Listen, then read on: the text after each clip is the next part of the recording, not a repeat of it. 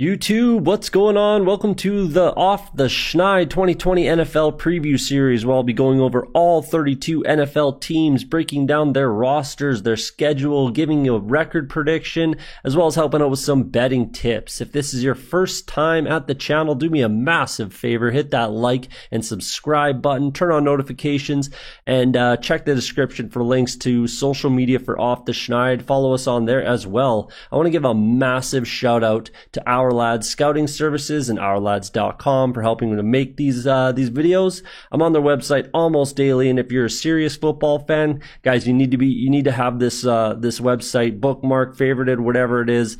Helps me at draft time, fantasy football purposes, when creating bet slips, as well as DFS lineups. It's your one-stop shop for NFL scouting services.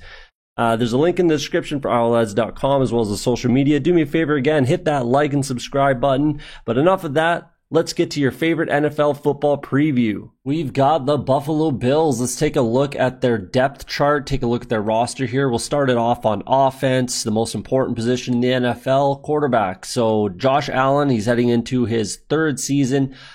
Progressed very nicely in his second season in the NFL, doubled his touchdown total passing, had one more rushing touchdown, which is pretty big in today's NFL. I really like having a bit of a mobile quarterback, a guy like obviously Lamar Jackson, Josh Allen, Kyler Murray, guys like this, especially obviously in fantasy. This will be a bit of a hybrid kind of fantasy, real life football type of thing. So I definitely like playing a full 16 games, doubled his touchdown total, and like I said, increased his rushing touchdowns through for about 1,000 more yards than he did in his rookie campaign. He's really solid, man. I had him in my top 10, and I think that's where he'll be at the end of the season as far as, I guess, fantasy production is concerned. But he definitely showed that he can lead this team, and he's going to be their franchise quarterback. So long-term answer right there, Josh Allen.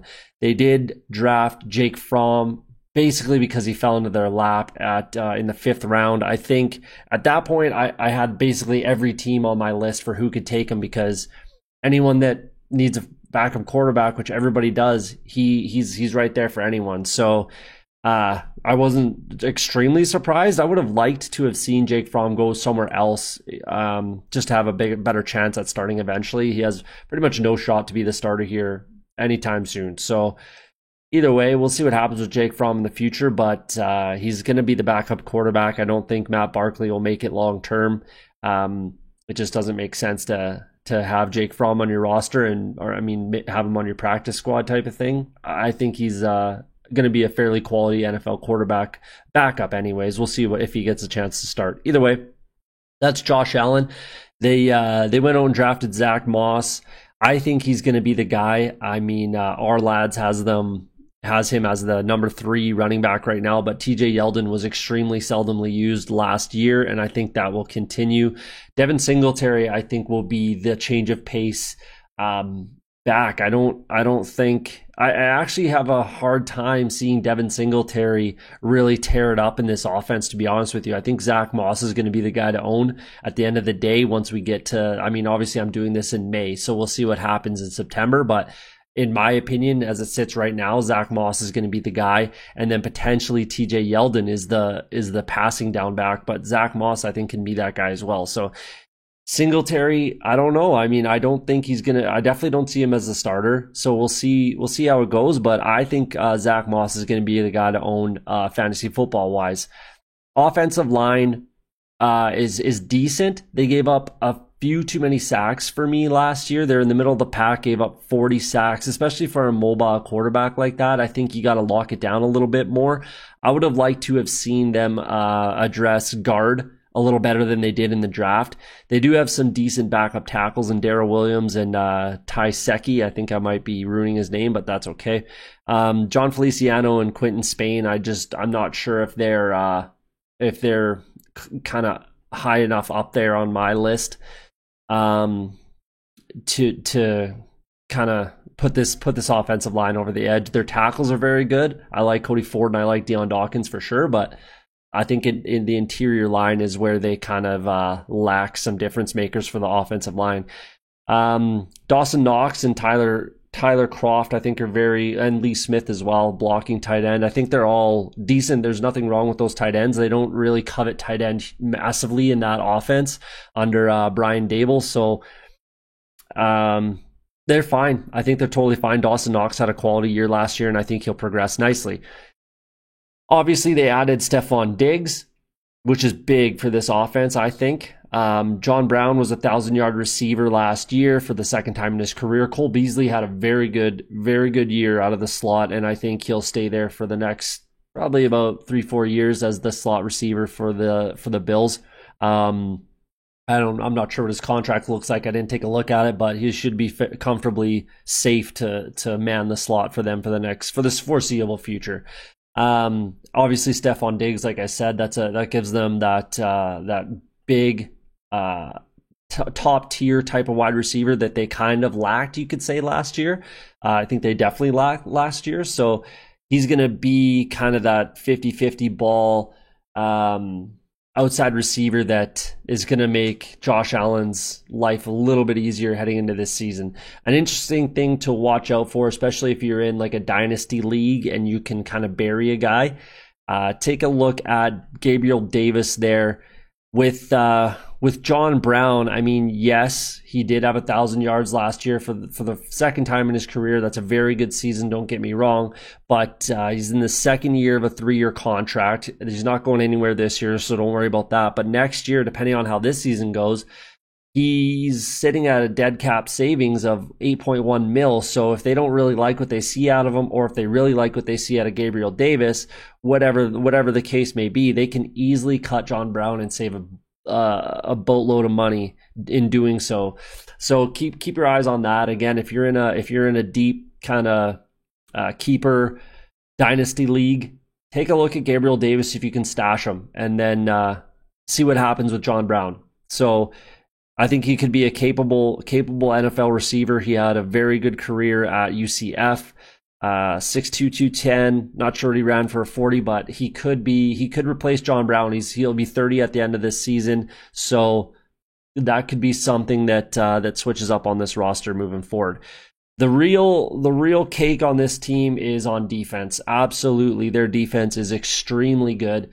Very, very, very difficult team to play against, especially in that cold weather in Buffalo. So it starts on their defensive line. For me, when I'm looking at a team, or if I were building a team, I would start on my lines, offensive and defensive lines, and then work my way back from there. In my opinion, the easiest kind of position to hide on defense is at linebacker. That's my opinion.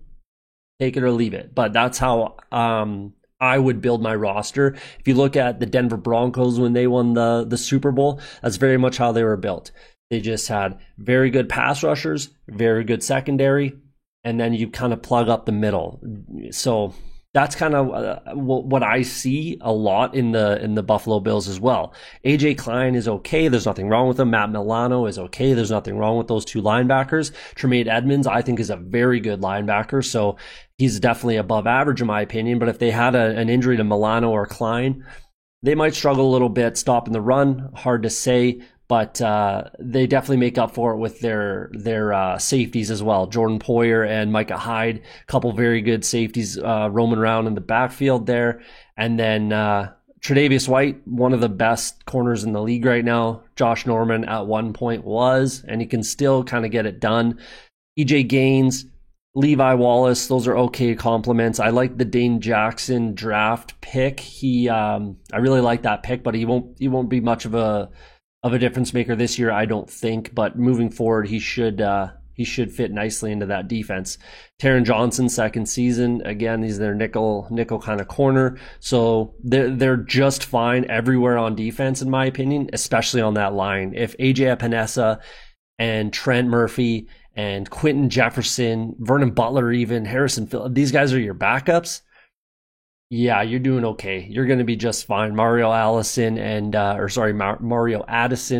and Jerry Hughes are still getting it done. Ed Oliver has some legal issues going on right now. We'll see what happens there. Star Lutulele, again, he's just a quality vet, plugs up the middle there. So, like I said, where they're going to make their real hay and where they're going to really be disruptive and they're going to keep teams from scoring points. So that's the most important thing. Score more points than the other team, and they're going to be tough to score on. So that's the first half taken care of right there. Leslie Frazier is a very good defensive coach, and their head coach Sean McDermott, again, a very good defensive coach. So that's their strength is on defense, and their offense just got a bunch better in the offseason. So yeah, that's kind of how the roster looks. Next, I'm going to break down the schedule. Take a look at the betting lines, and then my prediction for their record. So here we go with the schedule and my prediction for the Bills for what their record will finish at the end of the 2020 season. So they finished 10-6 last year, and that's kind of where I see them finishing on the low end. Like I said, with what they had last year and what they've improved on and the positions that they've improved on in the offseason in the draft, I think that they're only going to get better. Again, it's going to be tough. They play the AFC West, which I think is one of the toughest divisions in football, and the NFC West as well, two of the toughest divisions. So those are definitely going to be hard games. And then they play the Steelers and the Titans as well. So they have the Chiefs at home, which is a very, very key game. If they can get that win, that's absolutely massive for them. That might put them over on the high side. I got low, high, and my. So again, on the low side, I think they're going to finish double digits. That's kind of the lowest possible outcome I see for them, unless they have a tougher time with the Patriots than I see. But we'll see what happens. But there you go, low, high, my. The betting line here, we've got 2.25 right now to 1 on your money for the Bills to win the division. I think that this has moved quite a bit. I think when the odds were originally released, they're at about 4.5, which was massive. I really should have taken that at the time, but it is what it is. I usually don't make my bet until just before the season starts, maybe week 3 in the preseason, when I have a very good idea of what I think the teams are going to look like and how I think the teams are going to play. So I probably won't make my bet anytime super soon, but I've got I definitely have the Bills winning this division as it sits right now, and with those odds, I'll take it. Getting 2.25. I really wish I would have sprinkled the 4.5, but it is what it is. Here we are. So looking at week 1, I think they definitely get that win at home against the Jets. Again, home game, in-state game type of thing. Those are big games for the Bills, and I think they get that win. Then they go down to Miami. The thing about that game is obviously going to be who's the starting quarterback. If Tua's the quarterback, I like the Bills more to win that game. If Ryan Fitzpatrick's the quarterback, then I give the Dolphins a better shot to win that game at home against the Bills. Either way, the Bills have a very good shot to win that game. I'm not gonna go through and say who I think is gonna win every game here, because I do have my record right there. You can just see it, but that's gonna be an interesting game. We'll see what happens, and we'll see who the quarterback is there. Then the Rams come to town. West to East is much tougher to do than East to West. I'm from Calgary. Every time I go to Toronto, it's extremely difficult. It's just the night comes quicker. It's just very, very difficult to do. And from what I've seen and what I've heard and everything like that, it's a tough road to go west to east.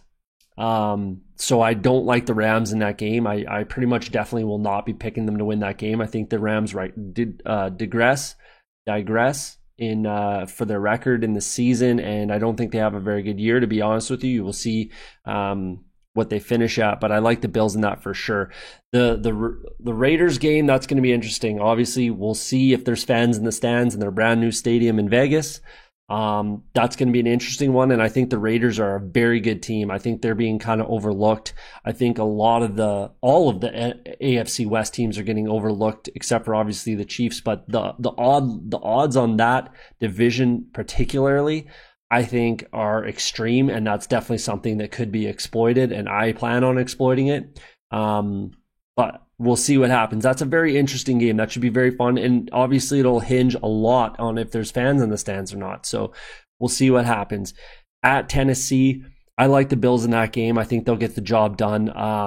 I think the Titans are going to have a bit of a tougher year this year. if anything happens to Derrick Henry, their season's over. I mean, I do like Evans there, but if anything happens to Derrick Henry for the Titans, I don't think they're going to be doing anything in the playoffs. I don't think they make the playoffs. I don't think they sniff the playoffs, but we'll figure that out when the time comes. The Chiefs, obviously, Super Bowl champs, best team in the league right now. At home, at least. That's the thing. Thursday night game. Who knows? I mean, things can get flexed. We'll see, but I think they probably keep that as Thursday night game because that'll be must-see TV between those two teams who should have pretty good records heading into that game, and it should be a fun one. Then they finish it up with the Jets at the Jets in New York. So again, in-state game. They're not going super far. That's going to be. The Dolphins and Jets games are going to be the ones that really decide where they lie on that low, high, my type of thing. So we'll see what happens in that game. The Jets definitely improved quite a bit. So we'll see. They get their first game against the Patriots, who will not be winning the division this year. They will not. I almost guarantee it. They will not. They don't have the weapons. They just, I mean, unless Belichick just coaches perfect and everything goes perfectly for this team, I don't see them making any noise in the playoffs for the first time in about 20 years. So I think that they definitely get that win at home, and I honestly think they get the win at New England in week 16 as well. Again, Seattle, west to east. That's going to be very, very tough game for them. Very tough game. So I give the Bills a very good shot to beat the Seahawks, who are a tough team always. They're always a tough team. I didn't really love their draft, but or much of what they did in the offseason. They didn't do a ton, but they're always a good team. With Russell Wilson, you always have a shot. And but that's going to be very tough for them to go, again, west to east against a tough team, especially on defense. Arizona, that's going to be, I think the Bills will probably get the job done there. I like what the Cards have done, but I don't know if they're going to have enough to stop that defense, especially with the offensive line and the pass rushers that the Bills have. So then they got their bye week, week 11. I really like when teams have a late bye week. I would rather have a late bye week personally if I were a football player, because you get that late bye week, you play a bunch of games, you get a late bye week, and then the playoffs start. Hopefully you can get that bye week between week 17 and the start of the playoffs. Obviously only one team's getting that now, so they're still playing 16 games this year, but there's one more additional playoff team, and only one team gets a first round bye. So if you can be that team, that's going to be extremely valuable starting this season. So again, bye week 11. Then we've got the Chargers coming to town. Again, west to east, super tough game. So I definitely like them to get the job done there. I'm assuming by week 12, Justin Herbert will be starting for that team. And rookie quarterbacks against that defense, it's going to be tough. That's a tough outing. All the way east to all the way west with the Niners game. That's a tough game. I think the Niners absolutely get that win. They're very similar teams, and I think the Niners will get that win. Pittsburgh, I'm not a huge fan of this season. I'm going to probably take a bunch of heat for that and for thinking this, but I don't really love the Steelers this season. I think the Bills get that win there. At Denver, that's going to be a tough game. Denver's a very good team, and I think that they have a very good shot at winning the AFC West over the Chiefs. Yes, I said it, and I'm most likely going to be picking them or the Raiders to win that division. We'll get to those teams later, but if you take a look at the odds, it's just too extreme for me not to do that. You're getting 1.22, I believe, for the Chiefs, and then 10-1 on your money for either the Raiders or the Broncos. And I don't think that there's enough holes on those teams to warrant that sort of gap in the odds. So keep your eyes peeled for that. I really like the Denver Broncos. That's an extremely tough game. Again, I think they get the job done against New England. I don't like New England this year. I don't like the Pats. I don't think they're gonna. I don't even think they're going to have a winning record, if I'm being honest with you. Then they finish out the season in the division against Miami. This one's at home. I think they definitely get this win. So if they can rattle off, 4 or 5 wins in their last 6 games after their bye, they're going to be feeling really good. And they, if they're on the high side of my prediction, they could have a shot at that first round bye, which would be, again, absolutely massive for each team, AFC and NFC, that gets that bye. So we'll see. I'm excited for the Bills this year. They should be excited as well. They have, again, 10-6. They finished last year. They should win the division, in my opinion. It's pretty much definitely who I'll be picking to win this division. I won't ignore the Jets and the Dolphins. I don't give the Patriots a chance to win this division. I just don't.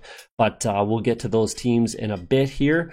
So there you go. There's your breakdown for the Buffalo Bills.